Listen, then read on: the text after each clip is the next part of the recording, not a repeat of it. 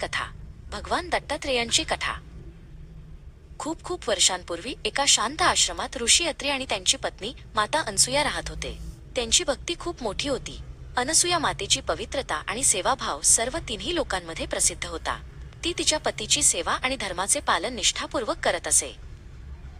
स्वर्गात तिन्ही मुख्य देवता वजा ब्रह्मा, विष्णू आणि महेश, शिव वजा अनसूया मातेच्या या महानतेबद्दल बोलत होते. काही कारणास्तव त्यांना तिची पवित्रता किती खरी आहे हे स्वतः बघायचे होते. त्यांनी ठरवले की ते अनसूया मातेची परीक्षा घेतील. तिन्ही देवतांनी साधूंचे रूप घेतले आणि ते थेट अत्रि ऋषींच्या आश्रमात आले. अत्रि ऋषी त्यावेळी आश्रमात नव्हते. तिघांनी अनसूया मातेला भोजन मागितले. आम्ही खूप भुकेले आहोत, पण आमची एक अट आहे, ते म्हणाले. अनसूया मातेने विचारले, कोणती अट? साधू म्हणाले, आम्हाला भोजन देणाऱ्या व्यक्तीने पूर्णपणे वस्त्रहीन दिगंबर असावे. हे ऐकून अनसूया मातेच्या चेहऱ्यावर क्षणभर चिंता दिसली, पण तिने तिची बुद्धी आणि पतीवरील श्रद्धा वापरली. अनसूया मातेने लगेच निश्चय केला. तिने डोळे मिटले आणि मनात प्रार्थना केली, माझ्या पतीवरील माझी भक्ती खरी असेल तर हे महान साधू लहान बाळे बनू दे. आणि चमत्कार झाला.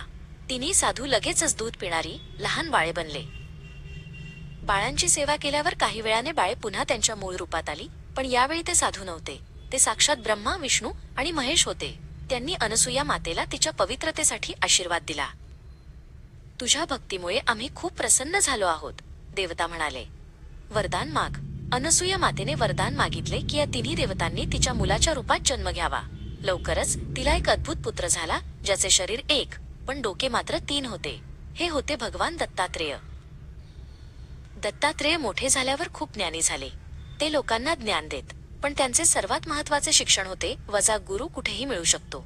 दत्तात्रेयांनी 24 गुरु निवडले, जे सामान्य मानवांना दिसत नव्हते. त्यांनी जगाकडे गुरु म्हणून बघायला सुरुवात केली. त्यांचा पहिला गुरु होता पृथ्वी. पृथ्वी कोणताही स्वार्थ न ठेवता सगळ्यांचे ओझे वाहते आणि शांत राहते. तसेच पाणी वजा पाणी नेहमी स्वच्छ आणि शांत राहून प्रगती करत राहते. दत्तात्रेयांनी पृथ्वीकडून सहनशीलता आणि पाण्याकडून निर्मळता शिकली. वारा हा त्यांचा आणखी एक गुरु होता. वारा कोणत्याही गोष्टीला चिकटून न राहता सगळीकडे फिरतो आणि स्वातंत्र्य शिकवतो. दत्तात्रेय म्हणाले, ज्ञान हे फक्त मंदिरात किंवा पुस्तकात नाही, ते तुमच्या सभोवतालच्या प्रत्येक गोष्टीत आहे. फक्त ते बघायला शुद्ध डोळे आणि ऐकायला शांत मन हवे.